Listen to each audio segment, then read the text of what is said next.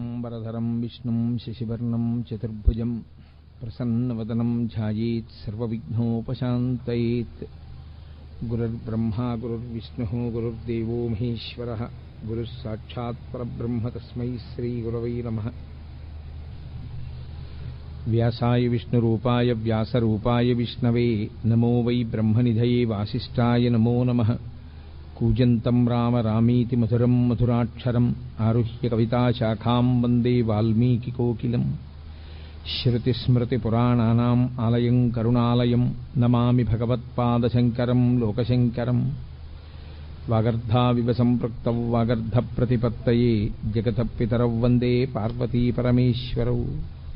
సూక్తిం సమగ్రయతున స్వయమేవ లక్ష్మీః శ్రీరంగరాజమహిషీముధరైఃకటాక్షైః. వైదగ్ధ్యవర్ణగుణగుంభనగౌరవైర్యాం కండూలకర్ణకుహరాः కవయోధయంతి. హైమోర్ధ్వపుండ్రమజహన్మకుటం సునాసం మందస్మితం మకరకుండలచారుగండం బింబాధరం బహుళదీర్ఘకృపాకటాక్షం. శ్రీవేంకటేశముఖమాత్మని సన్నిధత్తాం. విమలపటి కమలకుటి పుస్తకరుద్రాక్షశస్తహస్తపుటి కామాక్షి పక్ష్మలాక్షి కలిత విపంచి విభాసి వైరించి. మనోజవం మరుతతుల్యవేగం జితేంద్రియం బుద్ధిమతాం వరిష్టం వాతాత్మజం వనరయూధముఖ్యం శ్రీరామదూతం శిరసా నమామి. ఆపదామపహర్తారం దాతారం సర్వసంపదాం లోకాభిరామం శ్రీరామం భూయో భూయో నమామ్యహం. హరి ఓం. పరమేశ్వర స్వరూపైన సభకి నమస్కారం.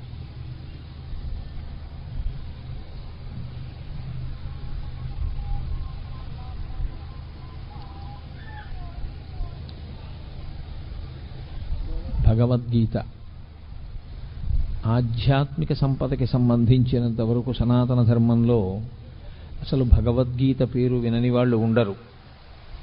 తెల్లవారి లేస్తే ప్రత్యేకించి న్యాయస్థానాల్లో మనం నిజమే చెప్తున్నాము అన్నప్పుడు భగవద్గీత మీద ఒట్టు పెట్టించడం అన్నది ఒక స్థితి. అంటే దాని యొక్క వైభవానికి, దాని మీద సనాతన ధర్మంలో ఉండేటటువంటి వ్యక్తులకు ఉన్న విశ్వాసానికి, నమ్మకానికి అది ప్రతీకగా నిలబడుతుంది. ప్రస్థానత్రయంలో ఒకటి భగవద్గీత. సాక్షాత్తు కృష్ణ భగవానుడే కురుక్షేత్ర యుద్ధ భూమి యందు అర్జునునకు బోధించినటువంటి సమస్త ఉపనిషత్ సారాంశము. అన్ని ఉపనిషత్తుల యొక్క సారము భగవద్గీత యందే ఉన్నది. సాక్షాత్తు ఈశ్వరుడైనటువంటి కృష్ణుడే జగద్గురువుగా నిలబడి వసుదేవసుతం దేవం కంసచాణూరమర్దనం దేవకీ పరమానందం కృష్ణం వందే జగద్గురుం. జగద్గురువైనటువంటి కృష్ణుడు. జగద్గురువైనటువంటి కృష్ణుడు అంటే ఆయన జగత్తును ఉద్దేశించి చెప్పలేదుగా భగవద్గీత. మరి జగద్గురువు అని ఎందుకు కీర్తింపబడ్డాడు అంటే ఒక దేశము ఒక కాలమునకు కట్టుబడేది కాకుండా ఆయన చేసినటువంటి బోధ ఏదైతే ఉందో అది యుగములు దాటిపోయినా సరే తరించాలనుకునే వాళ్ళందరూ ఎక్కవలసినటువంటి సోపానములన్నింటినీ కృష్ణ పరమాత్మ గురువుగా కూర్చుని ఆ రోజు చేసినటువంటి బోధ అర్జునుణ్ణి మిషగా పెట్టుకుని చెప్పినప్పటికీ అది జగత్తులో ఉన్న ఎవ్వరికి, ఏ ప్రాంతంలో ఉన్నవారైనా, ఏ కాలమునందున్నవారైనా అన్వయించుకుని దాన్ని ఆదర్శంగా ఆచరణాత్మకంగా స్వీకరించిన వారందరూ భగవద్గీత వలన మోక్షప్రాప్తిని పొందగలరు కనుక ఆయన జగద్గురువుగా నిలబడ్డారు. తరువాతి కాలంలో వచ్చిన జగద్గురు శబ్దానికి అర్థం కూడా అదే. అందుకని కృష్ణం వందే జగద్గురుం. అటువంటి మహానుభావుడు ఆ భగవద్గీతని బోధ చేసి ఉన్నారు. అయితే చిత్రమైనటువంటి విషయం, అర్జునుడితో కృష్ణ భగవానుడికి చాలా కాలం నుంచి సాన్నిహిత్యం ఉంది. కానీ ఆయన భగవద్గీత బోధ చెయ్యలేదు. కురుక్షేత్ర యుద్ధభూమి యందు మాత్రమే బోధ చేశారు.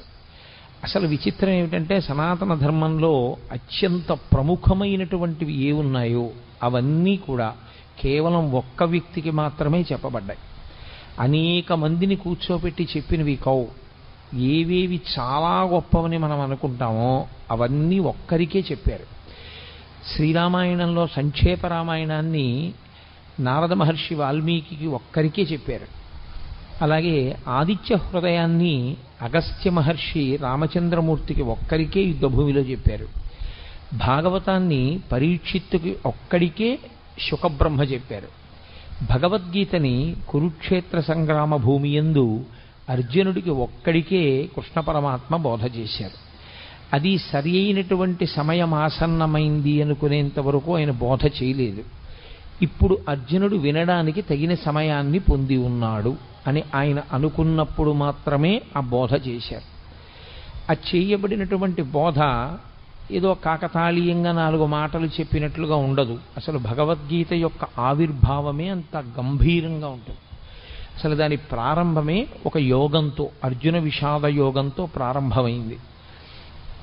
అటువంటి భగవద్గీతని గురించి పెద్దలు ఒక్క శ్లోకంలో దాని యొక్క గొప్పతనాన్నంతటినీ చెప్తారు.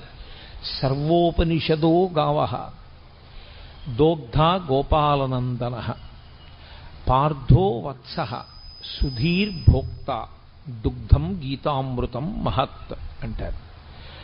అది సర్వోపనిషదో గావు. ఆవులు ఉపనిషత్తులు. ఉపనిషత్తులు ఆవులైతే ఉపనిషత్తులు ఉండేది వేదముల యొక్క చివర ఉంటాయి. వాటికి ఆ పేరు రావడం వెనకాతలే ఒక రహస్యం ఉంది. అసలు దాని పేరే ఉపనిషత్. ఉపనిషద్ అన్న మాటకి 2 అర్థాలు. ఒకటి, ఉపనయనం అయిన తర్వాత గాయత్రీ మంత్రం చెయ్యడానికి కావలసిన అధికారము సిద్ధించిన తరువాత గురువుగారికి దగ్గరగా కూర్చుని బ్రహ్మజ్ఞానమును పొందేటటువంటి అవకాశాన్ని బ్రహ్మచారి పొందితే ఉపనిషద్. పక్కన కూర్చున్నాడు, పక్కన కూర్చుని ఉప శబ్దము చేత దగ్గరగా కూర్చుని గురువుగారి దగ్గర వినడానికి కావలసిన యోగ్యతని పొందడం ఉపనిషదే. షద్ జీర్ణమవడం కానిది, జీర్ణము కానిది లోకంలో బ్రహ్మం ఒక్కటే. జీర్ణము కానటువంటి బ్రహ్మమునకు దగ్గరగా గురువుగారు తన యొక్క బోధ చేత తీసుకుని వెళ్ళడం కూడా ఉపనిషద్. అందుకే ఉపనిషత్తులన్నీ కూడా గురు శిష్య సంవాదంగా ఉంటాయి తప్ప అవి అనేక మందికి చేసిన బోధలు కావు. యోగ్యుడైనటువంటి శిష్యుడు మాత్రమే గురువుగారి దగ్గర నేర్చుకుంటాడు. ఆ యోగ్యత శిష్యుడు పొందాడు అని నిర్ధారించవలసింది లోకంలో ఇంకెవ్వరూ కాదు. అది ఒక్క గురువుకు మాత్రమే ఉన్న అధికారం. ఇతను ఈ స్థితిని పొంది ఉన్నాడు, ఇప్పుడు నేను బోధ చెయ్యవచ్చు అని గురువు ఎప్పుడు నమ్ముతాడో అప్పుడు మాత్రమే ఉపనిషత్ సారాంశమును బోధ చేస్తారు, లేదా అసలు ఉపనిషత్తుని బోధ చేస్తారు. అటువంటిది సమస్త ఉపనిషత్తుల సారమైనటువంటి భగవద్గీతని బోధ చేయడానికి ఏదో యోగ్యతని చూడవలసి ఉంటుంది కృష్ణ పరమాత్మ. అంతేకాని ఏ యోగ్యతలు లేకుండా ఇక్కడ ఏదో అడిగాడు ఇక్కడ చెప్పేస్తే బాగుంటుందని చెప్పింది కాదు యుద్ధ భూమిలో. అందుకే అది ఇంకొకరికి వినపడదు కూడా, ఒక్క అర్జునుడికే వినపడుతుంది. అది సర్వోపనిషదో గావో. ఆ ఆవులు ఉపనిషత్తులు. ఉపనిషత్తులన్నీ ఆవులుగా వచ్చి నిలబడితే దోగ్ధ గోపాల నందన. నందన అన్న శబ్దం కొడుక్కి వేస్తారు సాధారణంగా. కొడుక్కి వేసే శబ్దం నందన. యశోదానందన, దేవకీనందన, అలా. ఎవరికి నందనుడైతే వారికి ఆయన నందనుడు అంటే ఆనందమునిచ్చువాడు. గోపాలనందన అంటే తండ్రి శబ్దము చేత చెప్పబడినవాడు కాడు, గోపాలురందరికీ ఆనందమునిచ్చేవాడు. ఎవరా గోపాలురు అంటే ఆయన జన్మించినప్పుడు అంత సౌలభ్యంతో వచ్చింది కృష్ణావతారం. పుట్టినప్పుడు మాత్రం ఏదో ఎవ్వరికీ అందుబాటులో లేనటువంటి స్థితిలో జన్మించిన వాడు కాడు. అందరికీ అందుబాటులో ఉండడానికి ఎంతగా ఆచారనిష్ట తెలియని వాళ్ళు ఉంటారో అటువంటి వారి మధ్య పుట్టాడు. తలకడిగితే మొలకడగరు, మొలకడిగితే తలకడగరు. అంత ఆచారం తెలియనటువంటి గోపాల బాలుర మధ్య జన్మించాడు. అందుకే ఏ పాములిరుగక ఏ పారుమేటికి పశుల కాపరి ఇంట పాము కలిగి, ఏ కర్మయును లేక వెలయునొక్కడికిని జాతకర్మంబులు సంభవించే, ఏ తల్లి చనుబాలు ఎన్నడెరుగని ప్రోఢ తల్లి యశోదచనుల పాలు త్రవనిరిగి, ఏ హాని వృద్ధుల నిరుగని బ్రహ్మంబు పొదివిటిలో వృద్ధి పొందనుంది, ఏ చదువులనైన ఇట్టిట్టిదనరాని అర్థం అవయవములయందు అందముంది అని ఆ కృష్ణ పరమాత్మ యొక్క జన్మ విశేషం గురించి భాగవతంలో పోతన గారు అంటారు. అందరికీ అందుబాటులో ఉండేటటువంటి గోపాల బాలుడిగా గోపాల బాలుర మధ్య జన్మించాడు. వాళ్లతో కలిసి ఆడుకున్నాడు, వాళ్లతో కలిసి తిరిగాడు. నిజానికి ఆ వచ్చినటువంటి గోపాలురందరూ కూడా మహర్షులందరూ గోపాల బాలురుగా వచ్చారు. కాబట్టి దోగ్ధ గోపాలనందన, పాలు పిండేటటువంటి వాడు కృష్ణ పరమాత్మ. ఆ పాలు పిండడానికి దేంట్లోంచి ఆ పాలు వస్తాయో ఆ ఆవులు ఉపనిషత్తులు బ్రహ్మమును ప్రతిపాదన చేస్తాయి. ఉపనిషత్తుల యొక్క సారాంశమును చెప్పాలన్నా, ఉపనిషత్ చెప్పాలన్నా తాను ఒక స్థాయిని చేరుకున్నవాడైతే తప్ప చెప్పడానికి అర్హతని పొందడు. కృష్ణ పరమాత్మ జగదాచార్యుడు. అసలు ఆ మాటకొస్తే ప్రతిపాదింపబడవలసినటువంటి బ్రహ్మము ఏది ఉన్నదో అది తానే అయ్యున్నవాడు. బ్రహ్మమును ఎరుగుట చేత తాను బ్రహ్మమవుతాడు ఎవరైనా. బ్రహ్మవిద్ బ్రహ్మైవ భవతి అని. కానీ ఆయన బ్రహ్మవిద్ బ్రహ్మైవ భవతి కాడు, ఆయన స్వయముగా బ్రహ్మము, పరమేశ్వరుడు. అటువంటి కృష్ణుడే ఆచార్యుడయ్యాడు.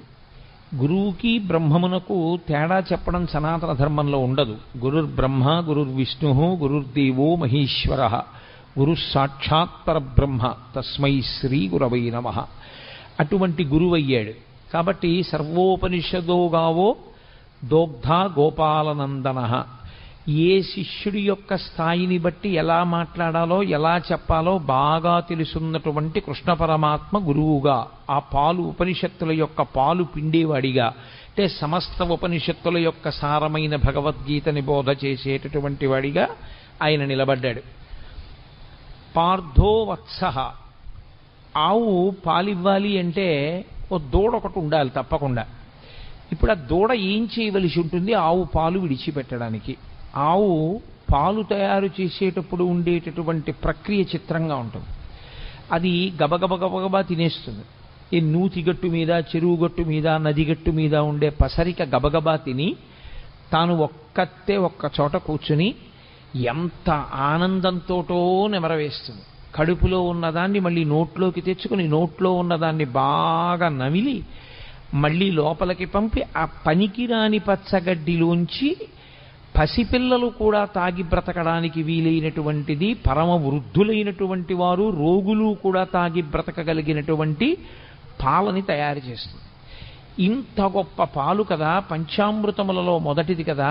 ఈ పాలతో శివలింగానికి అభిషేకం చేస్తే అంత మహాత్యం ఉంది కదా. ఈ పాలనివ్వడానికి కారణం, ఏ కారణానికి పాలిస్తుంది?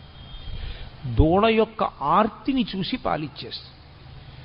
ఆర్తితో ఉన్న దూడ, అమ్మా నీ వలన తప్ప నా జీవితం ఎలా ఉంది అని ఆర్తి పొందినటువంటి దూడ పరిగెత్తుకుంటూ వచ్చి దాని శిరములు నోట్లో పెట్టుకు చప్పరించి 2 గుద్దులు గుద్దగానే విడిచిపెట్టేస్తుంది పాలు.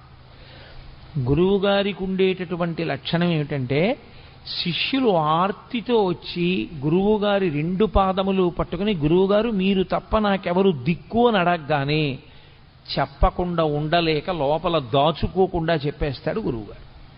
కాబట్టి ఆవు పాలని విడిచిపెట్టడానికి దూడ ఎలా హేతు అవుతుందో, గురువు జ్ఞానబోధ చెయ్యడానికి ఆర్తి కలిగినటువంటి శిష్యుడు అలా కారణమవుతాడు.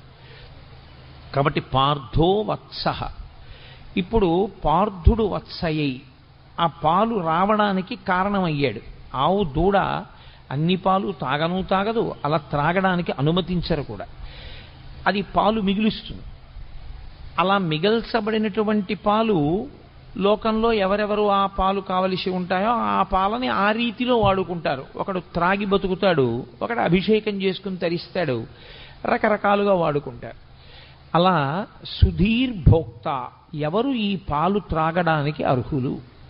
సుధీహి అంటే మంచి బుద్ధి కలిగినటువంటి వాడెవరో, వితండవాదన చెయ్యని వాడెవరో, బ్రహ్మమునందు నిశ్చయాత్మకమైన బుద్ధి కలిగిన వాడెవరో, గురువు యందు గౌరవము కలిగిన వాడెవరో, ఎవరు సనాతన ధర్మమునందు విశ్వాసమున్నవాడో, ఎవడు పెడబుద్ధితో వినే లక్షణం లేనివాడో అటువంటి వాడు ఈ పాలు త్రాగటానికి యోగ్యుడు. కాబట్టి సుధీహి భోక్త. అటువంటి పాలని దుగ్ధం గీతామృతం మహత్, ఈ గీత అనబడేటటువంటి అమృతాన్ని త్రాగవచ్చు. పాల సముద్రాన్ని చిలికితే ఒక అమృతం వచ్చింది. పరమేశ్వరుడి నోటిలోంచి ఒక అమృతం వచ్చింది. వాగ్రూపమైనటువంటి అమృతమే గీత. అందుకే ఆ అమృతం తాగడానికి చాలా కష్టం. గరుత్మంతుడే తీసుకొచ్చి దర్భల మీద పెట్టినా నాగులు తాగలేకపోయాయి. కానీ గీతామృతం తాగడానికి సాధారణంగా అందరూ ఏ అవయవంతో తాగుతారో ఆ అవయవంతో తాగక్కర్లేదు. చెవులు దొప్పలు చేసుకుని వినగలిగితే చాలు. ఆ విశ్వాసంతో, ఆ భక్తితో ఎవరు కూర్చుని వింటారో అటువంటి వారందరూ ఈ అమృతాన్ని తాగడానికి అర్హులే. ఈ అమృతాన్ని ఎవరు సేవిస్తారో వాళ్ళకొక లక్షణం ఉంటుంది. అమృతం తాగినవాడు ఇక మళ్ళీ పుట్టవలసిన అవసరం ఉండదు. కాబట్టి ఇదే చిట్టచివరిసారి శరీరాన్ని విడిచిపెట్టడం. కానీ త్రాగడం అంటూ జరిగినప్పుడు శరీరం ఉంటే కదా తాగాడు. శరీరం లేకుండా త్రాగడం అన్న మాట రాదు. కాబట్టి శరీరంతో ఉన్నాడు కాబట్టి తాగాడు. శరీరంతో ఉన్నాడు కాబట్టి అమృతం తాగాడు. శరీరంతో ఉండి తాగాడు కాబట్టి ఈసారి శరీరం పడవలసిందే. అది ప్రకృతికి సంబంధించిన నియమం. ఈసారి పడడం ఏదుందో అదే చిట్టచివరిసారి పడ్డాం. ఇంకొకసారి పడవలసిన అవసరం ఎందుకుండదంటే ఇంకొకసారి పుట్టవలసిన అవసరం లేదు కనుక. అంటే జనన మరణ చక్రము నుండి తప్పుకోవడమే అమృతము. ఆ అమృతము నోటితో తాగుతారు, దానికి అధికారము సిద్ధిస్తే. కానీ అలా అధికారం సిద్ధించి త్రాగారు అన్నవాళ్ళు మనకి కనపడరు. కానీ గీతామృతం తాగడానికి మాత్రం ఎల్లరూ యోగ్యులే. దేని చేత యోగ్యత? సుధీహి భోక్త, మంచి బుద్ధి కలిగిన వాడైతే, అటువంటి మంచి నిర్ణయం చేసుకున్నవాడైతే, మనస్సు మంచిదయ్యుంటే, భగవంతుడి గురించి మనం తెలుసుకోవాలనేటటువంటి చిత్తమాలిన్యము లేకుండా కూర్చోగలిగిన వాడైతే అటువంటి వాడు ఈ అమృతమును త్రాగటానికి అర్హుడు. కాబట్టి భగవద్గీత వింటే ఏమొస్తుంది? భగవద్గీత వింటే కొడుకు ఉద్యోగం వస్తుంది, భగవద్గీత వింటే కూతురికి పెళ్ళవుతుంది అని ఫలశ్రుతులు చెప్పకూడదు. భగవద్గీత వింటే ఏమవుతుంది అంటే అది బ్రహ్మ విద్య కనుక మళ్ళీ పుట్టవలసినటువంటి అవసరాన్ని తీసేస్తుంది. ఇంకా ఇంతకన్నా గొప్పది మనుష్యుడు కోరవలసినది వేరొకటి ఉండదు. కాబట్టి అంత గొప్ప శక్తిని ఈ గీతామృతము ఇవ్వగలదు. అందుకే పెద్దలు గీత గురించి చెప్తూ ఒక మాట చెప్తారు. గీతతో సమానమైనవి అంటూ ఉంటే లోకంలో ఇంకొక 3 మాత్రమే ఉన్నాయి. అందుకే గంగా, గీత, గాయత్రి, గోవింద ఈ 4 చతుర్గకార సంయుక్తే పునర్జన్మ న విద్యతే. గీత, గంగాచ, గాయత్రి, గోవిందీతి హృది స్థితే. ఎవరు ఈ 4ంటిని గుండెల యందు బాగా ఊంచుకుని నిలబెట్టుకుంటారో, మొదటిది గంగ. గంగని ఇక్కడ పెట్టుకోవడానికి ఏమి ఉండదు. గంగ యందు స్నానం చేయాలి. గంగ యందు స్నానం చేస్తే ఏమవుతుంది? గంగ యందు స్నానం చేస్తే పాపములు నశించిపోతాయి. పాపములు నశించిపోతే మళ్ళీ చేయడా? గంగలోంచి బయటకు వచ్చాక చెయ్యడని నమ్మకం ఏం లేదు. కానీ గంగలో స్నానం చేస్తే వచ్చేటటువంటి ఫలితము ఉత్తర జన్మల యందు కనపడుతుంది. కానీ గీత అనబడేటటువంటి గంగని త్రాగినవాడు ఇప్పుడే ఇక్కడే మోక్షానికి అధికారాన్ని పొందుతాడు. 2, అది పరమేశ్వరుని యొక్క శిరస్సుకి తగిలి కింద పడడం వల్ల అంత శక్తిని పొందింది. భవాంగపతితంతోయం పవిత్రమితి పస్పృశు అంటారు వాల్మీకి మహర్షి రామాయణంలో. గంగ హిమవంతుని పెద్ద కూతురిగా పరమేశ్వరుని యొక్క శరీరాన్ని తాకి హిమాలయ పర్వతాల మీద పడి తాను అనేక మార్గములలో ప్రవహించి త్రిపథగా అయింది కాబట్టి గంగకి శక్తి వచ్చింది. ఈ గంగ సాక్షాత్తుగా పరమేశ్వరుడి నోటిలోంచి ఆవిర్భవించింది. ఆవిర్భవించినటువంటి ఈ గంగ ఎప్పుడో ఏ జన్మలోనో ఫలితమిచ్చేది కాదు. ఈ జన్మలో ఇప్పుడే ఇక్కడే ఫలితం ఇవ్వగలిగినది గీతామృతమనబడేటటువంటి గంగ. కాబట్టి నిజానికి గంగ కన్నా గీత ఒక పైమెట్టు మీదే నిలబడుతుంది. గీత, గంగాచ, గాయత్రి. గాయత్రి ఉపనయనము చేసుకోవడానికి అధికారమున్న వాళ్ళందరూ గాయత్రి మహామంత్రాన్ని చేస్తారు. గాయత్రి మహామంత్రం అంత గొప్ప మంత్రం ఇక లోకంలో లేదు. అది మంత్రములకన్నిటికీ తల్లి అని పేరు దానికి. అందులో అడిగేది ఒకటే, ప్రచోదయాత్, మా బుద్ధులు ప్రేరేపింపబడుగాక, ప్రేరేపింపబడుగాక, ప్రేరేపింపబడుగాక అని అడుగుతూ ఉంటారు త్రిసంధ్యల యందు. కాబట్టి ఆ గాయత్రి బుద్ధిని మరల్చి ఈశ్వరుని యందు పెట్టి తాను తరించేటటువంటి అవకాశాన్ని గాయత్రీమాత ఇస్తుంది. గోవిందేతి, గోవిందుడు ఆ నామమే గొప్పది. ఎందుచేత అంటే భగవంతునికి మిగిలినటువంటి పేర్లు ఏ ఉన్నాయో అవన్నీ బిరుదునామాలుగా వచ్చాయి. గోవిందనామం ఒకరు బిరుదునామంగా ఇచ్చింది కాదు, పరమేశ్వరుడు కష్టపడి సంపాదించుకున్న నామం. 7 రాత్రులు 7 పగళ్ళు గోవర్ధనోద్ధరణాన్ని చేసి చిటికెన వీల మీద పర్వతాన్ని ఎత్తి పట్టుకుని అందరినీ కాపాడితే, ఆయన్ని నమ్మకుండా వెళ్ళిపోయిన వాళ్ళని కూడా ఆయన పిలిచి మరీ కాపాడాడు గోవిందనామంతో. అది గోవిందనామానికి ఉన్న గొప్పతనం. అంత సౌలభ్యంలో ఉన్న అవతారం. అందుకే గోవింద అంటే ఈశ్వరుడు ఉలిక్కి పడతాట. కారణం ఏమిటంటే నేను ఆ నామాన్ని సంపాదించుకున్నది నేనే కష్టపడి 7 రాత్రులు 7 పవళ్ళు పర్వతాన్ని ఎత్తి పట్టుకుని నన్ను నమ్మకుండా పక్కకి వెళ్ళిపోయినటువంటి వాళ్ళని కూడా పిలిచి, బాలుండీతడు కొండదొడ్డది మహాభారంబు సైరింపగా దాలండో ఎనిదీని కింద నిలువంచింతింపగా బోలది శైలాంబోనిధి జంతు సంయుత ధరాచక్రంబుపై పడ్డ నాకేలల్లాడదు బంధులార నిలుడి క్రిందం ప్రమోదంబునన్ అంటాడు. మీరు బెంగపెట్టుకోకండి, ఈ కొండ కింద పడదు. సమస్త బ్రహ్మాండం వచ్చి కొండ మీద పడిపోయినా కొండ కింద పడకుండా పట్టుకుంటాను. కాబట్టి రండి రండి అని నమ్మకం లేని వాళ్ళని కూడా పిలిచి కొండ కింద నిలబెట్టి 7 రాత్రులు 7 పగళ్ళు మనుష్యులను ఆవులను దూడలను కాసినటువంటి కారణం చేత, కాపాడిన కారణం చేత పరమేశ్వరుడు సంపాదించుకున్నటువంటి నామము గోవిందనామము కాదు. గోవింద అంటే భూమిని కాపాడేవాడు, గోవింద అంటే వాక్కులకు అధిపతి అయినవాడు, గోవింద అంటే వాక్కును విస్తరించగలిగినటువంటి వాడు. వింద అన్న శబ్దానికి అర్థం తంతువుగా సాగడం. దూది పట్టుకుని ఇలా ఇలా ఇలా ఇలా ఇలా ఇలా తంతువు కింద తంతువులందు చేలమ విధంబున ఏ పరమేశమూర్తి ఎందింతయు ఒప్పు భంగి అంటారు పోతన గారు. పెద్ద పెద్ద దారాల కింద ఒక కండిలోంచి వెడితే దాన్ని తంతు అంటారు. తంతువు కింద విస్తరిల్లి లోపల పరబ్రహ్మము శబ్దము చేత ఆవిష్కరింపబడితే గోవింద అంటారు. అంతర్బహిశ్చ తత్సర్వం వ్యాప్య నారాయణ స్థిత. నామరూపాత్మకంగా కనపడేటటువంటి జగత్తు కాదని దాని లోపల జీవుడిగా ఉన్నటువంటి బ్రహ్మం ఎవరున్నారో వాడిని గుర్తించడానికి నామరూపాలని ఆధారం చేసుకుని విశ్వమునందు విశ్వనాథుణ్ణి చూడగలిగినటువంటి ప్రజ్ఞాపాఠవములు పెరగగలిగిన స్థితికి గోవింద అని పేరు. కాబట్టి ఆ గోవిందేతి హృదిస్థితే, ఎవరు ఈ 4గింటిని గుండెలలో పెట్టుకుంటారో అంటే సంతతము ఈ 4గింటిని స్మరణ చేస్తూ ఉంటారో అటువంటి వారందరూ కూడా పునర్జన్మ న విద్యతే, ఇక వాళ్ళు మళ్ళీ వేరొక శరీరాన్ని పొందవలసినటువంటి అవసరము ఉండదు. వాళ్ళు ఈ శరీరమే ఆఖరిసారి పడిపోవడం తప్ప వీరొకసారి శరీరము పడవలసిన అవసరం ఉండదంటే అసలు పుట్టనే పుట్టరు. అంత గొప్పవి ఈ 4. అంత గొప్పవైనటువంటి 4లో ఒకటి గీత. ఈ గీత ఆవిర్భవించినటువంటి విధానం చాలా ఆశ్చర్యకరమైనటువంటి స్థితిలో ఆవిర్భవించింది. మీకు తెలుసు, మహాభారతంలో ఎంత కాదు కాదు కాదు అని పక్కకి తీసుకెళ్లడానికి ప్రయత్నం చేసిన ఈశ్వరుని యొక్క అవతార ప్రయోజనమే రాక్షస సంహారము కనుక, ధర్మమును నిలబెట్టడం కనుక కురుక్షేత్రంలో కురుపాండవులు కలుసుకోవడం యుద్ధం కోసం అనివార్యమైంది. తీరా ఇద్దరూ వచ్చి కలుసుకున్నారు. ఇక యుద్ధం ప్రారంభం అవ్వాలి. ధర్మరాజు గారు పెద్దలకి నమస్కారం చేయడానికి వెళ్ళాడు.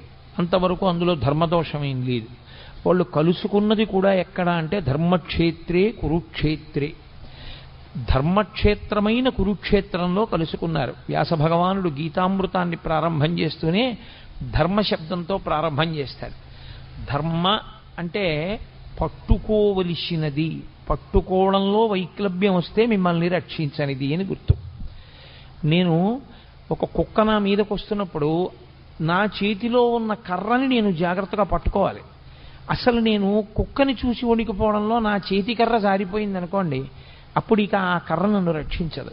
నేను పట్టుకుని ఉన్నంత కాలమే నన్ను రక్షిస్తుంది తప్ప పట్టుకోనికుండా ఉన్నది రక్షించేది కాకుండా పోయేది ఏది ఉంటుందో దానికి ధర్మమని పేరు. అందుకే నేను తరచు మనవి చేస్తుంటాను, అమరకోశం ధర్మము అన్న మాటని వ్యాఖ్యానం చేస్తే ధ్రియతేవా జనైరితి ధర్మం అంటుంది. ఉపన్యాసాలు చెప్పడానికి పనికొచ్చేది కాదు ధర్మం అంటే, పుస్తకాల్లో చదువుకోవడానికి పనికొచ్చేది కాదు ధర్మం అంటే. అందుకే కఠినమైన నేను ఓ మాట చెప్తూ ఉంటాను. ఉపన్యాసాలకి వెళ్ళడం, దేవాలయంలోకి వెళ్ళడం కాదు ధర్మం అంటే, బొట్టు పెట్టుకోవడం ధర్మము అని చెప్తుంటాను. కాబట్టి ధర్మము అంటే ధ్రియతేవా జనైరితి ధర్మం, తాను అనుష్ఠించనిది తనని రక్షించదు. మీకెంత తెలుసు అన్నది మిమ్మల్ని ఎప్పుడూ రక్షించదు. వేదము ఏది చెప్పిందో అది మీరు పట్టుకోగలరా? ఎవరేది చెప్పారన్నది ప్రమాణము కాదు. నేనొకటి చెప్పచ్చు, ప్రమాణం కాదు. ఎంతటి మహాత్ముడైనా కావచ్చు, ఆయన చేసింది ప్రమాణం కాదు, ఆయన చెప్పింది ప్రమాణం కాదు. ఎక్కడి వరకు ప్రమాణం? వేదము చెప్పిన దానితో అంగీకరించి మాట్లాడితే అంతవరకే ప్రమాణం. వేదము చెప్పిన దాన్ని వ్యతిరేకించి మాట్లాడితే, ఎక్కడ వరకు వేదాన్ని అంగీకరించి మాట్లాడాడో అక్కడ వరకు ప్రమాణవాక్కు మాట్లాడాడని, వేద వ్యతిరేకమైన మాట్లాడినదంతా కూడా దుస్తర్కం చేశాడని అంటారు. దుస్తర్కాస్తు విరమ్యతాం అంటారు శంకరాచార్యుల వారు. దుస్తర్కము చెయ్యవద్దు. వేదో నిత్యమధీయతాం తదుదితం కర్మస్వనుష్ఠీయతాం. వేదం ఎలా చెప్పిందో అలాగే చెయ్యాలి. వేదము దేనిని ప్రమాణంగా మాట్లాడిందో దాన్ని ప్రమాణంగా మాట్లాడాలి. అంతేకాని ఇప్పుడు ఎక్కడ కుదురుతుందండి అని మాట్లాడడానికి వీల్లేదు. వేదము ఏది చెప్పిందో దాన్ని అందుకోవడమే నీ ప్రయోజనం. అలా అందుకోలేకపోతే అది వ్యక్తిగా నీ బలహీనత ఏమో కానీ, వేదం చెప్పినది ఎలా కుదురుతుందండి అన్న మాట మాట్లాడడానికి మాత్రం నీకు అధికారం లేదు. నేను నిత్యాగ్నిహోత్రం చెయ్యకపోతే నేను చెయ్యలేకపోవడం నా తప్పని చెప్పాలి. అంతేగాని నిత్యాగ్నిహోత్రం ఎక్కడ కుదురుతుందండి అన్నమాట నేను వాడడాన్ని మాత్రం శాస్త్రం అంగీకరించు. నీ తప్పు నువ్వు అంగీకరించాలి. అంతేగాని వేద ప్రమాణము యొక్క సాధ్యాసాధ్యములను విచారణ చేసే అధికారము నీకు లేదు. ధర్మం అంటే ఒక్కటే లోకంలో. ధర్మమనగా ఎవరు చెప్పినది ధర్మము కాదు, వేదం ఏది చెప్పిందో అదొక్కటే ధర్మము. వ్యాస హృదయమంతా వ్యాసోచ్ఛిష్టం జగత్ సర్వం. వ్యాసుడి యొక్క ఎంగిలి ఈ లోకంలో వచ్చిన వాంగ్మయం అంతా. వ్యాసుని యొక్క హృదయమంతా ధర్మమే. ధర్మం ధర్మం ధర్మం. దానికోసమే ఆయన 18 పురాణములను ఇచ్చాడు, 4 వేదములను విభాగం చేశాడు, బ్రహ్మసూత్రములను ఇచ్చాడు. ఇన్ని ఇవ్వడానికి కారణం ధర్మాన్ని పట్టుకోండి. ధర్మం ఒక్కటే మిమ్మల్ని రక్షిస్తుంది. ధర్మం ఒక్కటే మళ్ళీ పునర్జన్మ లేకుండా కూడా చెయ్యగలదు. ఎవడు ధర్మాన్ని పట్టుకోబోయి ధర్మం పట్టుకున్నాననుకుని అధర్మాన్ని పట్టుకుంటున్నాడో వాడికి ధర్మము యొక్క ఫలితము పొందలేడు. అది కుదిరేటటువంటి విషయం కాదు. పైకి తాను ధర్మం పట్టుకున్నానని అనుకుంటున్నాడు, కానీ తాను పట్టుకున్నది ధర్మము కాదు. స్వధర్మో నిధనం శ్రేయ పరధర్మో భయావహ. తనకి కాని ధర్మం పట్టుకున్నవాడు తాను తరించలేడు. కాబట్టి ధర్మమే ప్రాతిపదిక. అందుకే ప్రారంభమే మంగళవాచకంగా దీన్ని తీసుకున్నారు వ్యాసుల వారంటే, ధర్మశబ్దాన్ని తీసుకున్నారు. ధర్మక్షేత్రే కురుక్షేత్రే. కురుక్షేత్రమైనటువంటి ధర్మక్షేత్రంలో ఆ కురుపాండవులు ఇద్దరూ కూడా కలుసుకున్నారు. ఇక యుద్ధం ప్రారంభం అవ్వాలి. ఎవరి ధర్మం వారిది. లోకంలో ధర్మరాజు గారు ఎదురుగుండా కనపడినటువంటి పెద్దవాడు, వంశకర్త, మహానుభావుడు భీష్ముడు. భీష్మ ద్రోణాది మహాపురుషులకు నమస్కారం చేయడం కోసమని ధర్మరాజు గారు వెళ్ళారు. అర్జునుడు ఇరుపక్షముల మధ్యలో నిలబెట్టబడినటువంటి రథంలో నిలబడి ఉన్నాడు. కృష్ణ భగవానుడు అన్నాడు, అర్జున చూడొక్కసారి ఇరుపక్షములలో మొహరించిన సైన్యాన్ని చూడు. ఎందుచేత అర్జునుడే ప్రధానంగా రాక్షస సంహారము అంటే రాక్షసులే కురువీరుల వైపు ఉన్నారు, లేదా కురువీరులుగా ఉన్నారు. ఇప్పుడు వాళ్ళని సంహరించాలి. అందుకే అతనికి అంత శస్త్రాస్త్ర సంపదనంతటిని ఇప్పించాడు కృష్ణ పరమాత్మ. చూడవయా, ఒక్కసారి వాళ్ళతో యుద్ధం చేయాలి నువ్వు. అడుగో భీష్ముడు, అడుగో ద్రోణుడు, అడుగో కృపుడు, అడుగో శల్యుడు, అడుగో అశ్వత్థామ, అడుగో దుర్యోధనుడు, వరుసగా అందరినీ చూపించాడు. నిలబడినవాడు నిలబడినట్టు వెంటనే అర్జునుడు ఒక మాట అన్నాడు. అందుకనది అర్జున విషాద యోగమైంది. నకాంక్షే విజయం కృష్ణ నచ రాజ్యం సుఖానిచ కిన్నో రాజ్యేన గోవింద కిం భోగైర్జీవితేనవా. ఈ శ్లోకాలు అర్థం చేసుకోవడంలో వచ్చినటువంటి వైక్లభ్యంతో అక్కర్లేని వ్యాఖ్యానాలు చేస్తున్న వాళ్ళు ఉన్నారు లోకంలో. ఆయనకి కూడని ధర్మాన్ని ఆయన మాట్లాడాడు. ఆయన అన్నాడు, నా కాంక్షే విజయం కృష్ణ. ఏమొస్తుంది ఇప్పుడు వీళ్ళందరినీ చంపేస్తే? విజయం వస్తుంది. విజయం వస్తే ఏమొస్తుంది? రాజ్యం వస్తుంది. రాజ్యం వస్తే ఏమొస్తుంది? ధర్మరాజు గారు సింహాసనం మీద కూర్చుని పరిపాలన చేస్తాడు. కానీ ఏమైపోతుంది? నా గురువు మరణిస్తాడు, మా తాతగారు మరణిస్తారు, నా అన్నదమ్ములు మరణిస్తారు, నా బంధువులందరూ చచ్చిపోతారు. ఇంతమంది చచ్చిపోయినటువంటి నెత్తుటి కూడు మిగులుతుంది. ఇప్పుడు ఈ నెత్తుటి కూడిని నేను తినవలసి వస్తుంది. మీరు చాలా జాగ్రత్తగా పట్టుకోవలసి ఉంటుంది భగవద్గీత ఆవిర్భావాన్ని. ఆయన వైరాగ్యమును పొందుతున్నాడు. చిచ్చి ఇవన్నీ ఏమిటంటున్నాడు? ఆయన ధర్మాన్ని మాట్లాడుతున్నాడు. వీళ్ళందరినీ చంపడం ఎందుకని? కానీ ఆ ధర్మంలో వైక్లభ్యం ఉంది, అది దిద్దాలి ఇప్పుడు కృష్ణ పరమాత్మ. వీళ్ళందరినీ చంపడం ఏమిటి? వీళ్ళందరినీ చంపేస్తే ఏమొస్తుంది? నాకేం మిగలదు. అందరినీ చంపేసిన వాడు అర్జునుడు అన్న పేరు వస్తుంది. ఇంతమందిని చంపేసి నేను రాజ్య పరిపాలన మొదలు పెడితే నిన్నటి వరకు నా కంటి ముందు ఉన్నటువంటి తాతలు, తండ్రులు, గురువులు, బంధువులు, స్నేహితులు ఇంతమంది మరణించిన తరువాత నేనొక్కడిని మిగిలితే నేను పొందేటటువంటి సంతోషం ఏమిటి? కాబట్టి నాకొద్దు ఈ యుద్ధము వద్దు, ఈ విజయము వద్దు, ఈ రాజ్యము వద్దు. ఇప్పుడు ఆయన ఎంత భయవిహ్వలుడైపోయాడంటే అంతటి మహావీరుడైనటువంటి అర్జునుడి చేతులు వణికిపోయాయి. వణికిపోవడంలో ఆయన చేతిలో ఉన్నటువంటి గాంధీవం జారి కింద పడిపోయాడు. కింద పడిపోతే తాను ఎలా నిలబడ్డాడో అలా నిలబడ్డవాడు నిలబడ్డట్టే నీరసం ఆవహించేసి చతికిల పడిపోయాడు. నీరసం ఆవహించి చతికిల పడిపోయాడు అంటే ఆయన శరీరంలో ఇప్పుడు ఏదో ఆరోగ్యపరమైన సమస్య తలెత్తలేదు. ఆయనకి శరీరంలో ఎంత ఆరోగ్యం ఉండాలో అంత ఆరోగ్యము ఉంది, ఎంత బలం ఉండాలో అంత బలము ఉంది. కానీ శరీరమునందుండవలసినటువంటి బలాన్ని, శరీరమునందు ఉన్నటువంటి ఆరోగ్యాన్ని ఏది పాడు చేసేసింది అంటే బలహీనపడిపోయినటువంటి మనస్సు పాడు చేసేసింది. ఇది చాలా గొప్ప విషయం. మీరు ఎంత బలవంతులు అన్నది కాదు, మీ మనస్సు ఎంత జవంతో ఉన్నది అన్నది ప్రధానం. మనస్సుకి జవం లేనివాడు శరీరంతో ఎంత బలం ఉండనివ్వండి ఉపకారం చేయలేడు. ఎందుచేత అంటే మనస్సు భయానికి కానీ శంకకి కానీ లోనైపోయిందనుకోండి, తాను ఆత్మరక్షణలోకి పడిపోతాడు. పడిపోయి ఒక రకమైనటువంటి భయానికి లోనవుతాడు. భయానికి మారుపేరే శాస్త్రంలో మృత్యువు. మృత్యు సమయమునందు ఎలా ఆలోచనలు పొసగవో భయవిహ్వలుడైనటువంటి వ్యక్తికి కూడా సరి అయిన ఆలోచన విధానం రాదు. కాబట్టి ఇప్పుడు అంత భయపడిపోయినటువంటి అర్జునుడు అన్నాడు, ఇప్పుడు దుర్యోధనుడు ఒక బాణం వేసో ఓ కత్తి పెట్టో నన్ను చంపేస్తే చచ్చిపోతాను. చచ్చిపోతే ఏమవుతుంది? నేను చనిపోతే చనిపోయాను, కానీ నా వారందరూ బ్రతుకుతారు. ఇది పైకి చూడ్డానికి చాలా ధర్మంలా కనపడుతుంది చూసుకోండి. నిజంగా పాపం అర్జునుడు ఎంత మంచివాడండి, ఎంత అహింస మాట్లాడాడు. యుద్ధం జరగకుండా ఎందుకు ఇవన్నీ హాయిగా నాకు ఏ రాజ్యము వద్దు, ఏ విజయము వద్దు అన్నాడు. ఎంత మంచి మాట మాట్లాడాడండి అర్జునుడు, ఎంత చక్కటి వాడండి అని మనకు అనిపిస్తుంది.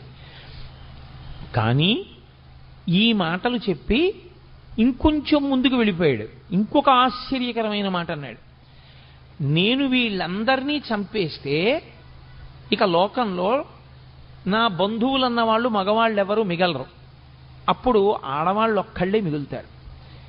అప్పుడు వీళ్ళందరూ నరకంలోనో స్వర్గంలోనో ఉన్నారనుకోండి, ఏడాదికోసారి తద్దినం పెట్టాలి కదా, తద్దినం పెట్టినప్పుడు నీళ్లు విడిచిపెట్టాలి. అప్పుడు వీళ్ళకి నీళ్లు విడిచిపెట్టడానికి ఉత్తరాధికారులేరి, నేను చంపేస్తున్నాను కదా, కొడుకులతో సహా చంపేస్తున్నాను. చంపేస్తే ఇంకా తద్దినం పెట్టడానికి మనుషులు లేరు. లేకపోతే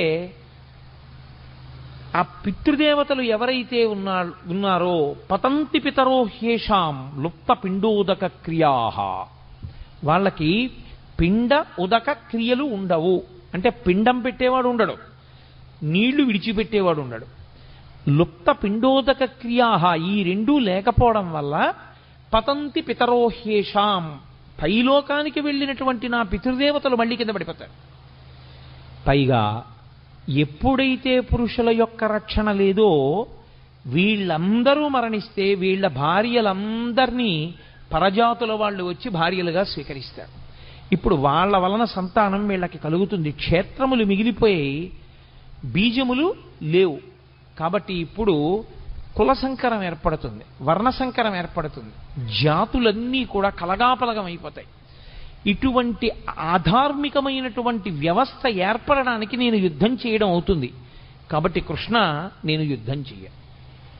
మీకు ఇది పైకి చూడ్డానికి ఎలా ఉంటుందంటే, అయ్య బాబోయ్, అర్జునుడు ఎంత శక్తివంతంగా మాట్లాడాడు, ఎంత గొప్పగా మాట్లాడాడు మహానుభావుడు, ఎంత చక్కటి మాటలు మాట్లాడాడు. నిజంగా అర్జునుడు చెప్పిన మాట కృష్ణుడు విని అర్జునుడిని వెంటనే రథం ఇచ్చి వెనక్కి పంపించేసి ఉంటే, కురుక్షేత్ర సంగ్రామం జరగకపోతే అంత నెత్తురు వరదలై పారదుగా, అంతమంది చచ్చిపోరుగా, ప్రశాంతంగా ఉంటుందిగా.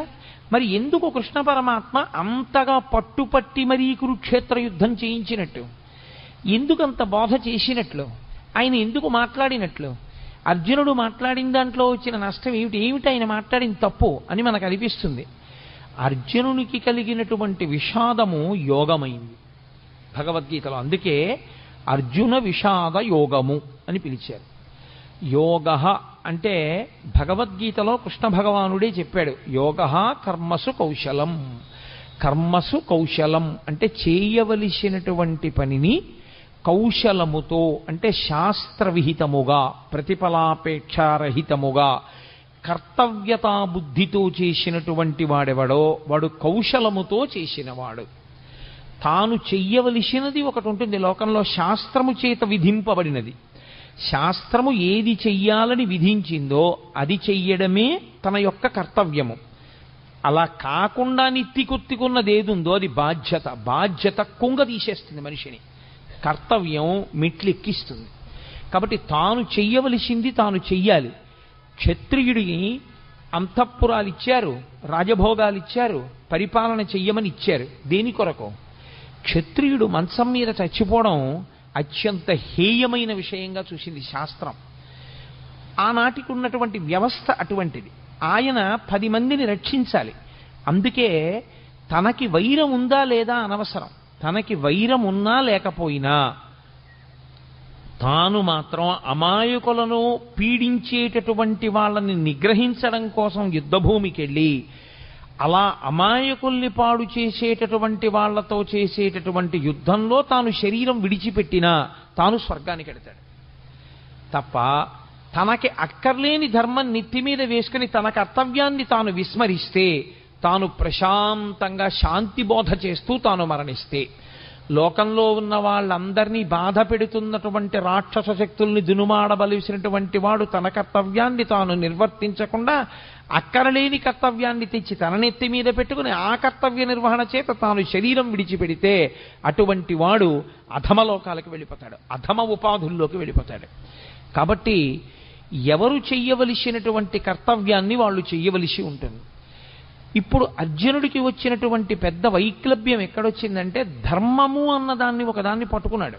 చంపడం తప్పు, అందులో సందేహం లేదు.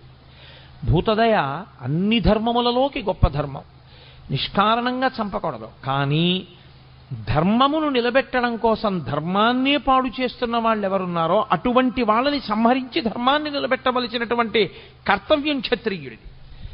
అసలు తాను చెయ్యవలసిన ధర్మాన్ని, తన కర్తవ్యాన్ని తాను విస్మరించి తాను అక్కర్లేని ధర్మాన్ని ఒకటి నెత్తి మీద పెట్టుకున్నాడు. ఇక్కడ వచ్చింది సమస్య అంతా. అక్కరలేని వైరాగ్యాన్ని నెత్తి మీద పెట్టుకుని అక్కరలేని విషయాన్ని తాను అన్వయం చేసుకుని తాను చెయ్యవలసిన అవసరం లేని పని తాను చేస్తానని, తాను చెయ్యవలసిన పనిని తాను చెయ్యనని భీష్మించుకోవడం చేత తాను పాడవడమే కాకుండా ఇప్పుడు లోకంలో అధర్మం నిలబడకుండా చెయ్యవలసిన వాడు అలా చెయ్యకపోతే అధర్మము విచ్చలవిడిగా పెరిగిపోతుంది. కనుక తద్దోషము అర్జునుడికి రాకుండా మళ్లీ ధర్మాన్ని నిలబెట్టడానికి ధర్మం విషయంలో అతను ఎక్కడ పొరపాటు పడుతున్నాడో ఆ పొరపాటుని దిద్దవలసి ఉంటుంది. అది అడ్డుపెట్టి మాట్లాడుతున్నది అర్జునుణ్ణి. కానీ అసలు మన ధర్మం ఏమిటి, మనం ఏం చెయ్యాలి, మనం ఎందుకు పాడవుతుంటాం, మనకి మళ్ళీ మళ్ళీ ఎందుకు పునర్జన్మ కలుగుతూ ఉంటుంది, ఈ రహస్యాలన్నీ తెలుసుకోవాలనుకుంటున్నటువంటి వాడికి కృష్ణుడు చేసినటువంటి భగవద్గీత బోధని వినడం తప్ప, దాన్ని ఆచరణలోకి తెచ్చుకోవడం తప్ప తప్పించుకోవడానికి పునర్జన్మని వేరొక మార్గం మాత్రం ఉండదు. అందుకే ఆనాడు అర్జునుడికి చెప్పడం అన్నది మిష. కానీ మనం కూడా అందరము అటువంటి కురుక్షేత్రంలోనే నిలబడతాం. మనందరికీ కూడా ధర్మం విషయంలో మీమాంస, ధర్మం విషయంలో అనుమానం. ఏం చెయ్యాలో తెలియదు, ఏం చెయ్యకూడదో తెలియదు. చెయ్యకూడనివన్నీ తాను ఎత్తుకుంటాడు. అసలు తాను చెయ్యవలసింది తాను చెయ్యడు. ఎలా తరిస్తాడు? తాను తరించలేడు దానివల్ల. అందుకని నీవేది చెయ్యాలో తెలుసుకుని నువ్వు అది చెయ్యడంలో నువ్వు నైపుణ్యాన్ని సాధించాలంటే, అటువంటి కౌశలమును నువ్వు పొందాలంటే, ఆ కౌశలము చేత నువ్వు యోగమును పొందాలంటే అనేన యుజ్యతే ఇది యోగః అంటాడు పతంజలి. అనేకముగా ఉన్నవి ఒక్కటిగా మారి ఆ ఒక్కటిగా నువ్వు నిలబడి ఒకటి యందు ప్రవేశించి ఒకటిగా అనుభవాన్ని పొంది రెండవది లేదు కనుక భయాన్ని పొందకుండా శరీరాన్ని విడిచిపెట్టగలిగినటువంటి సాక్షిమాత్రపు శక్తిని నువ్వు పెంపొందించుకొనగలిగితే దానికి యోగమని పేరు. ఇప్పుడు అర్జునుడు పొందినటువంటి కష్టం ఏదుందో దానికి జవాబు చెప్పాలి.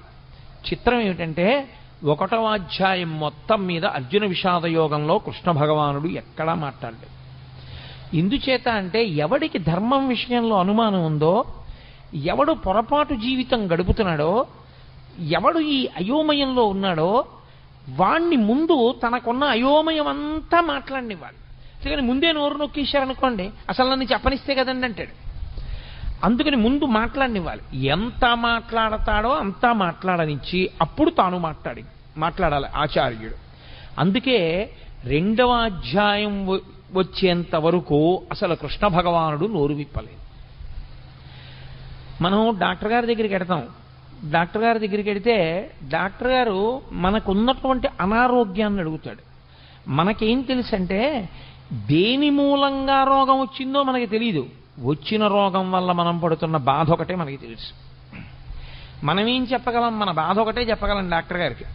ఏమిటో డాక్టర్ గారు సాయంకాలం అయ్యేటప్పటికి జ్వరం వచ్చేస్తుందండి, పొద్దున్న తిన్నది జీర్ణం అవుతుంది, రాత్రి 7 గంటలు 6 దాటిందంటే ఇంకా ఒళ్ళు వేడెక్కుతుంది, ఏది తిన్నా జీర్ణం అవ్వదు, సరికదా వాంతి అయిపోతుందండి, రాత్రిపూటే ఉంటుంది. వీడు బాధ ఒకటే చెప్తూ ఉంటాడు. వింటూ డాక్టర్ గారు ఏం ఆలోచిస్తాడంటే వీడికి సాయంకాలం 6 అయ్యేటప్పటికి జ్వరాన్ని కల్పించగలిగినటువంటి సూక్ష్మాంగ జీవి ఏది ప్రవేశించి ఉంటుంది, దాని వలన వీడిలో ఏ రకమైనటువంటి జ్వరం ప్రకోపించి వీడికి జీర్ణం కాకుండా ఆహారం బయటికి వెళ్ళిపోతుంది. ఇప్పుడు మందు దేనికి వెయ్యాలంటే మూలానికి వెయ్యాలి.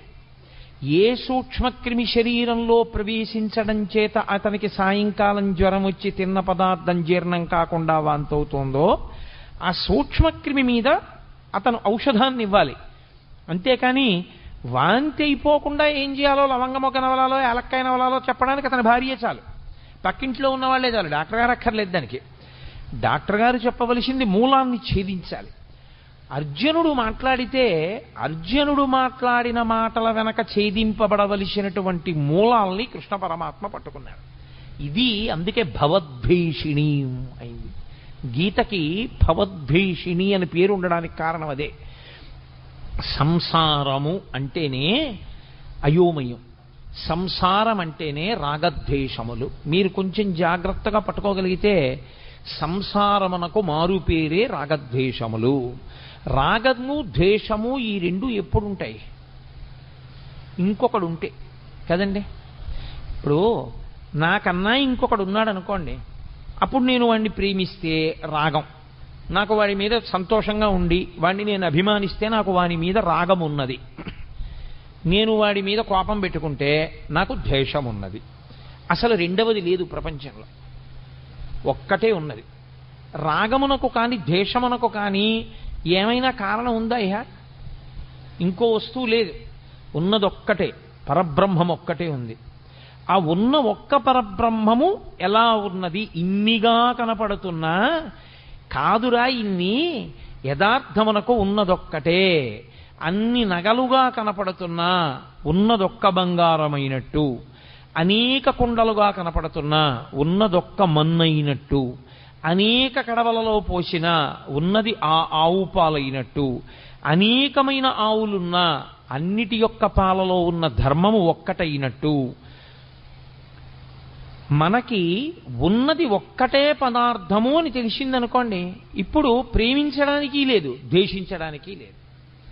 కాబట్టి ఇప్పుడు అర్జునుడికి రాగము పుట్టింది, ద్వేషము పుట్టింది. ద్వేషం ఎవరి మీద పుట్టిందంటే తన మీదే పుట్టింది. అయ్యో నేను వీళ్ళని చంపేస్తాను, వీళ్ళని చంపేస్తే ఇదిగో వీళ్ళందరూ పాడైపోతారు, వీళ్ళందరూ పాడైపోతారు, వాళ్ళ మీద ఒక పిచ్చి రాగం పట్టుకుంది, వాళ్ళ మీద ఒక పిచ్చి ప్రేమ, అర్థం లేని ప్రేమ పట్టుకుంది, కాబట్టి నేను వీళ్ళని చంపను. ఈ రాగద్వేషములనేటటువంటివి ఏర్పడడానికి కారణము రెండవ వస్తువు ఉండడం. ఇప్పుడు ఈ రెండవ వస్తువు ఉన్నది అనేటటువంటిది ఏదో, దానినే మోహము అని పిలుస్తారు శాస్త్రంలో. అజ్ఞానావస్థ, అవిద్య, దాని చేత వచ్చినటువంటి అయోమయావస్థ. ఈ అయోమయం పోవాలి అంటే గురుబోధ వినా మార్గం ఉండదు. కాబట్టి ఇప్పుడు కృష్ణుడు గురువుగా నిలబడి మాట్లాడాలి.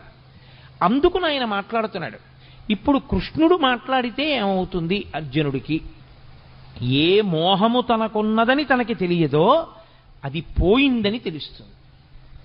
తనకి ఉన్నప్పుడు ఇది ఉంది, అందుకు ఇలాంటి ఆలోచనలు వచ్చాయని తెలియదు. పోయి మళ్ళీ తనకి ధర్మం తెలిసిపోయాక తనకేం పోయిందో తెలుస్తుంది. అందుకే గీతంతా అయిపోయిన తర్వాత నీకేమర్థమైంది అని అడిగాడు. నాకు భగవద్గీత అర్థమైందని చెప్పలేదు. నష్టో మోహ స్మృతిర్లబ్ధ. నేను ఏ మోహము, ఏ అజ్ఞానము, ఏ అవిద్య నన్ను పట్టుకుందో అది పోయింది. నాకు ఏది ఇంత పూర్వం తెలిసి ఉన్నదో అది ఇప్పుడు మళ్ళీ నాకు తెలిసి వచ్చింది. అంటే జ్ఞానము మీద కమ్ముకున్నటువంటి మేఘములు ఎగిరిపోయి ఈ స్థితి మళ్ళీ నువ్వు బోధించడం చేత నాకు కుదిరింది.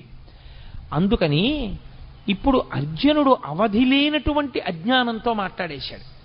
మాట్లాడి మాట్లాడి మాట్లాడి మాట్లాడి తనే పెంచేసుకున్నటువంటి బెంగ ఇదంతా. ఇది చాలా చిత్రమైనటువంటి లక్షణం. సాగిపోయినంత కాలం బాగుంటుంది. ఏదైనా ఒక సమస్య వచ్చేందనుకోండి, ఆ సమస్య వచ్చేటప్పటికీ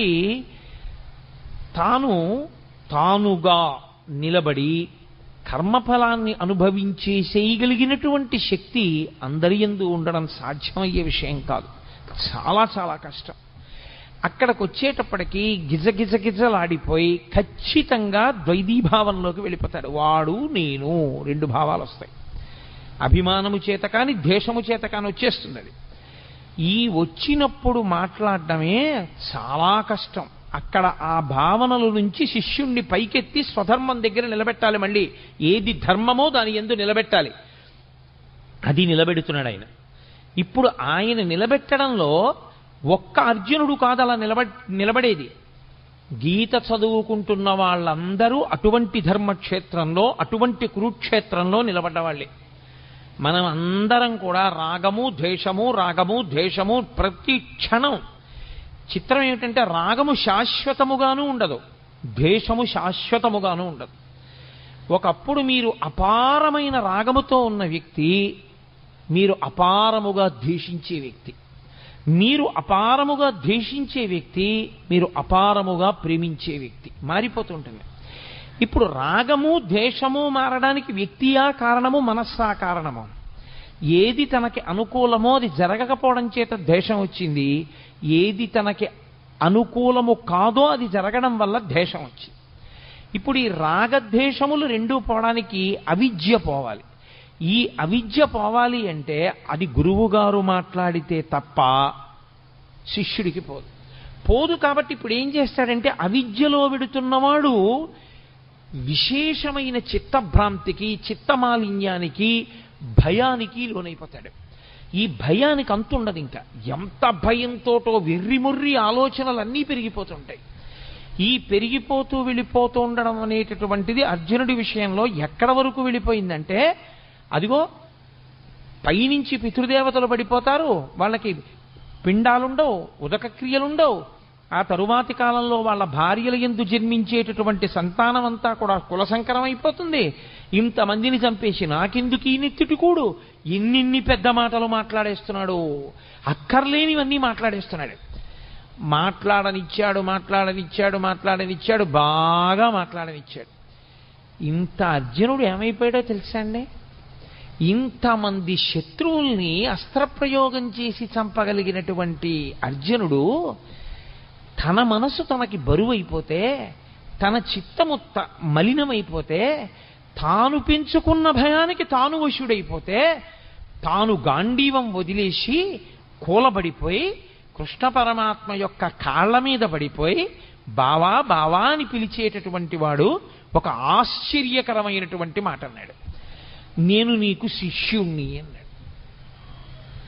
మాం త్వం ప్రపన్నః, నేను నిన్ను శరణాగతి చేస్తున్నాను. నువ్వు ఏం చేయాలో తెలుసా? శిష్యుడనైన నన్ను ఉద్ధరించాలి. నాకు మార్గం తెలియట్లేదు. ఇదే అతను చేసిన చాలా మంచి పని ఏమైనా ఉంటే, అర్జునుడు ధర్మక్షేత్రమైన కురుక్షేత్రంలో చేసినటువంటి ఈ పని వల్ల భగవద్గీత పుడుతోంది. ఈ పని వల్ల గీతామృతం వస్తోంది. ఈ పని వల్ల వచ్చినటువంటి గీతామృతం కాలంతో దేశంతో సంబంధం లేకుండా మానవాళిని తరింపచేస్తూనే ఉంది.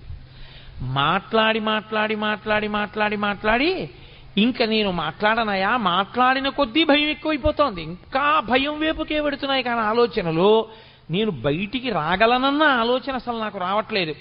కాబట్టి మీరు వినా నాకు శరణ్యము లేదు. గురువు గారి కాళ్ళ మీద పడిపోయి నేను ప్రపన్నుడను అంటే నేను శరణాగతి చేస్తున్నాను, మీరు నన్ను స్వీకరించి నా యొక్క బాధనంతటినీ పోగొట్టండి. ఇప్పుడు అసలు నేనేం చెయ్యాలి నాకు అర్థం కావట్లేదు అన్నాడు. ఎవరు? యుద్ధం చేస్తానని వచ్చినవాడు. ఇప్పుడు కాదు, ఎప్పటి నుంచో యుద్ధం చేస్తాను కౌరవుల్ని సంహరిస్తానని పెద్ద తపస్సు చేసి పరమేశ్వరుణ్ణి సాక్షాత్కరింపజేసుకుని పాశుపతాస్త్రం పొందినవాడు, అంతమంది దేవతల దగ్గర అన్ని అస్త్రాలు పొందినవాడు, అంతమంది గురువుల్ని సేవించినవాడు, ఎప్పుడు కురుక్షేత్ర సంగ్రామం జరుగుతుందా కౌరవుల్ని మట్టు పెడదామని ఎదురు చూసినవాడు, ఇవాళ ఆశ్చర్యంగా యుద్ధం చేయడం మాట దేవుడిని కృష్ణ పరమాత్మ యొక్క కాళ్ల మీద పడిపోయి, కృష్ణ నీవు తప్ప నాకు దిక్కెవరు, కాబట్టి నువ్వే నన్ను రక్షించాలి. ఆయన మాట్లాడడం మొదలుపెట్టాడు. ఆయన మాట్లాడుతూనే ప్రారంభం ఏమన్నా తెలుసా అండి? ఆయన మాటలకున్నటువంటి గమ్మత్తు ఏమిటంటే ఆయన మాట మొదలు అదే, భగవద్గీతలో ఆయన మాట చివర అదే. ఆయన అసోత్యానన్వశోచస్త్వం ప్రజ్ఞావాదాంశ్చ భాషసే గతాసు నగతాసూంశ్చ నానుసూచంతి పండితాః. అశోచ్యానన్వశోచస్త్వం అంటూ ప్రారంభం చేశాడు. ఏడవవద్దు, శోకము వద్దు, అసలు ఈ దిక్కుమాలిన ఏడుపన్నది మొదట మాని. భగవద్గీత వింటే వచ్చేది ఏమిటి? ఏడవడం పోతుంది. భగవద్గీత ప్రారంభంలో కృష్ణ పరమాత్మ ఏ శ్లోకంతో ప్రారంభం చేశారో అదే శ్లోకంలో ఉన్న అదే తాత్పర్యంతో, అదే ధర్మంతో, అదే మాటతో భగవద్గీత పూర్తి. సర్వధర్మాన్ పరిత్యజ్య మామేకం శరణం వ్రజ అహం త్వా సర్వపాపేభ్యో మోక్షయిష్యామి మాసుచ. ఏడవవద్దు, శోకించవద్దు. అసలు శోకము తప్పు. శోకమన్న మాటకు అర్థం లేదు. శోకించడానికి కారణము లేదు. దేనికి శోకిస్తావు? దేనికి ఏడుస్తున్నావు నువ్వు? అసలు నువ్వు ఏడవడానికి కారణం ఏమిటి?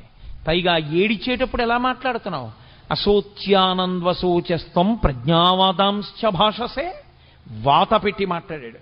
ఒక గురువు ఎలా మాట్లాడాలో అలా మాట్లాడాడు. ప్రజ్ఞావాదాంశ్చ భాషసే. 4 పుస్తకాలు జరిగితే మాట్లాడడం అనుకుంటున్నావా? లేకపోతే ఏదో నీ బుద్ధికి తోచింది మాట్లాడడం అనుకుంటున్నావా? ఏడు పెద్ద పెద్ద మాటలు మాట్లాడుతున్నావు. ధర్మం అంటున్నావు, యుద్ధం చేయనంటున్నావు, నేను చంపేస్తానంటున్నావు, నేను చంపేస్తే వీళ్ళు చచ్చిపోతారంటున్నావు, పతంతి పితరో హ్యేషాం లుప్త పిండోదక క్రియా అంటున్నావు, ఉత్తరగతుల గురించి మాట్లాడుతున్నావు, కుల సంకరం గురించి మాట్లాడుతున్నావు. ఏమిటివన్నీ? నువ్వు మాట్లాడగలిగిన మాటలు అనుకుంటున్నావా? నీకు తెలిసి మాట్లాడుతున్నాను అనుకుంటున్నావా? వీటికి ఏడవవలసిన వాడివి నువ్వు అనుకుంటున్నావా? అసలు ఏడవవలసిన అవసరం ఒకటి ఉందనుకుంటున్నావా లోకంలో? అశోచ్యానన్వశోచస్త్వం ప్రజ్ఞావాదాంశ్చ భాషసే గతాసు నగతాసూంశ్చ నానుసూచంచి పండితాః. అసలు పండితుడైన వాడు ఏడవడు. తీర్పిస్తూ ప్రారంభం చేశాడు ఆయన. ఎవడు ఏడవడు? పండితుడు ఏడవడు. పండితుడు అంటే 4 పుస్తకాలు చదువుకున్నవాడు, 3 శ్లోకాలు బట్టి పట్టినవాడు కాడు. పండాహ అంటే ఆత్మజ్ఞానమున్నవాడు. అందుకే పోతన గారికి సహజ పండితుడని పేరు. ఆయన మహానుభావుడు. అందుకే శ్రీకైవల్య పదంబు చేరుటకునై చింతించదన్ లోకరక్షయికారంభకు భక్తపాలన కళా సంరంభకున్ దానవోద్రేక స్తంభకు కేళిలోల విలస దృగ్జాల సంభూత నానా కంజాత భవాండ కుంభకు మహానందాంగనా ఢింబకున్నని చెప్పుకున్నాడు. శ్రీకైవల్య పదంబు చేరుటకునై పునరావృత్తిరహిత శాశ్వత శివ సాయుధ్య స్థితి కొరకు నేను భాగవతాన్ని ఆంధ్రీకరిస్తున్నానన్నాడు. కాబట్టి ఎవరు ఆత్మజ్ఞానము కలిగిన వారో వాళ్ళు అసలు ఏడవరు. ఏడవడానికి కారణం ఎందుకు? ఈ శరీరం పోతుందని ఏడుస్తున్నావా? మళ్ళీ వెంటనే శరీరం వస్తుంది ఇది పడిపోగానే. ఎంతోసేపు పట్టదు శరీరం రావడానికి. రవీంద్రనాథ్ ఠాగూర్ చెప్పినట్టు తల్లి ఒక స్తనం దగ్గర పిల్లవాడికి పాలిస్తున్నది, ఈ స్తనం నుంచి ఈ స్తనం దగ్గరికి పిల్లవాడిని మార్చుకోవడం ఎంతసేపు పడుతుందో జీవుడు ఒక శరీరాన్ని విడిచిపెట్టి ఇంకొక శరీరాన్ని పొందడానికి అంతే సమయం పడుతుంది. అదేం పెద్ద విశేషం కాదు. ఈ శరీరం పోతే ఇంకో శరీరం వస్తుంది. నీ దృష్టిలో ఏమిటి చంపేయడం అంటే? వాళ్ళందరి శరీరాలు పోతాయి, వాళ్ళు కనపడరు. నీ బుర్ర ఈ శరీరం పోతే ఇంకో శరీరం వస్తుంది. ఏమిటి చచ్చిపోతుంది? కాబట్టి శరీరమునకు చావు లేదు. ఈ శరీరం పడిపోతోందేమో ఇంకో శరీరం వస్తోంది. శరీరమునందు పంచభూతములే. పంచభూతములు లేని శరీరం ఇంకోటి లేదు. పృథివీ ఆపస్తేజో వాయు ఆకాశములే ఉండాలి ఇందులో ఉన్న. కాబట్టి వాళ్ళు ఏ శరీరంలో కొన్నా పంచభూతాలతోనే ఉంటారు. కాబట్టి ఈ రాజులు లేని రోజు లేదు, ఉన్నారు. ఆత్మ ఉండదంటావా? ఎప్పుడు ఉన్నది ఆత్మ. మరి దేనికి ఏడుస్తున్నావు నువ్వు అసలు? నువ్వేమిటి పాండిత్యంతో పెద్ద ప్రజ్ఞావాదాంశ భాషసే? నేను చాలా గొప్పవాడిని మాట్లాడేస్తున్నావు. వీళ్ళందరూ చచ్చిపోతారంటున్నావు, నే చచ్చిపోతానంటున్నావు, వీళ్ళందరూ ఏమిటో పడిపోతారంటున్నావు. ఎవరు చచ్చిపోతారు? నేను మీతో మనవి చేశా, వైద్యుడు మూలానికి మందిచ్చినట్టు మూలానికి మందిస్తూ ప్రారంభం చేశాడు. అంత గంభీరంగా ఉంటుంది గురువు గారి కంఠం అంటే. గురువాణి అంటే సింహస్వప్నము. మిగిలిన పిట్టలు కుయ్యచ్చు, కాకులు కుయ్యచ్చు, పందులు అరవచ్చు, పిల్లులు అరవచ్చు అరణ్యంలో. ఏ జంతువు భయపడదు. సింహం బయటికి వచ్చి అరిచిన తరువాత అరవగలిగిన జంతువు ఉండదు, వెళ్ళిపోవలసిందే ఎక్కడికైనా తప్ప ఇక నిలబడవు. ఆచార్యుడు వచ్చి మాట్లాడిన తర్వాత మాట్లాడగలిగిన సమర్థత ఉన్నవాడు ఇంకొకడు ఉండడు. ఆచార్యులకు ఆచార్యుడు జగద్గురువు అయినటువంటి శ్రీకృష్ణ భగవానుడు వచ్చి మాట్లాడిన తర్వాత ఇక మాట్లాడడానికి ఏముండదు. అందుకే అంత గంభీరంగా ప్రారంభం చేశాడు. అసోత్యానన్వశోచస్త్వం ప్రజ్ఞావాదాంశ్చ భాషసే గతాసూ నగతాసూంశ్చ నను సూచంతి పండితాహ. ఏడవరయా పండితులైనటువంటి వాళ్ళు, ఏడవడానికి లేదసలు. అశోచ్యానన్వశోచస్త్వం, ఏడవడానికి కారణము లేదని తెలుసుకో. అంటే నేను మీతో మనవి చేశా, ఎక్కడికి వెళ్ళాడు? రాగము ద్వేషము ఈ రెండో పదార్థం ఉంటేనే. అసలు రెండవ పదార్థము లేదు, ఉన్నది ఒకటే పదార్థమైనప్పుడు ఆ పదార్థమునకు రాగము లేదు ద్వేషము లేదు. ఏడిపెందుకు నీకు? దేనికి ఏడుస్తున్నావు? ఏ కారణానికి ఏడుస్తున్నావు? ఉలిక్కి పడ్డాడు ఇంతర్జనుడు. అక్కడి నుంచి వెళ్ళిందండి భగవద్గీత. ఎన్ని ధర్మములు, ఎన్ని విషయములు, ఎన్ని గుణములు, ఎన్నిటిని బోధ చేశాడో. అందుకనది యోగమైంది. అర్జున విషాదము యోగం ఎందుకైందంటే ఆ విషాదము ధర్మ సంబంధమైనది. తనకి అక్కరలేని ధర్మాన్ని పట్టుకున్నా అయ్యో నేను వీళ్ళని చంపకూడదు అన్న ఒక మాటతో ప్రారంభం చేశాడు. కానీ ఆ అర్జునుడు చంపడం ఎంత ధర్మమో అలా చంపకపోతే ధర్మం ఎందుకు నిలబడదో, ధర్మము యొక్క స్వరూపం అంటే ఎలా ఉంటుందో అంత అద్భుతంగా మాట్లాడాడు కృష్ణ పరమాత్మ. అలా మాట్లాడితే వచ్చినటువంటి స్వరూపమే గీతాస్వరూపము.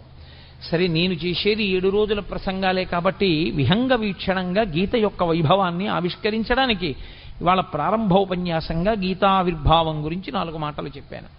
దీని తరువాత పిఠాపురం నుంచి వచ్చినటువంటి సర్వదేవతా భజన మండలి వారు, వాళ్ళు చాలా ఆర్తితో చాలా సంతోషంతో ఇక్కడికి వచ్చారు. వాళ్ళు చక్కటి భజన చేసేటటువంటి లక్షణం ఉన్నవారు. కాబట్టి దయచేసి మీ అందరూ అలాగే కూర్చునుంటే ఇప్పుడు ఆ భజన కార్యక్రమం ప్రారంభమవుతుంది. మళ్ళీ రేపు సాయంకాలం 6:30 ఉపన్యాసాన్ని పునఃప్రారంభిస్తాను. మంగళాశాసనపరై మదాచార్య పురోగమై సర్వైశ్చ పూర్వైరాచార్యై సత్కృతాయాస్తు మంగళం. మంగళం కోసలేంద్రాయ మహనీయ గుణాత్మనే చక్రవర్తి తనూజాయ సర్వభౌమాయ మంగళం. ఉమాకాంతాయ కాంతాయ కామితార్థప్రదాయినే శ్రీగిరీశాయ దేవాయ మలినాథాయ మంగళం. కరచరణకృతం వా కర్మవాక్కాయజం వా శ్రవణనైనజం వా మానసం వాపరాధం విహితమవిహితం వా సర్వమేత్తక్షమస్వా శివ శివ కరుణాబ్ధే శ్రీమహాదేవ శంభో. సర్వం శ్రీ ఉమామహేశ్వర పరబ్రహ్మార్పణమస్తు. స్వస్తి.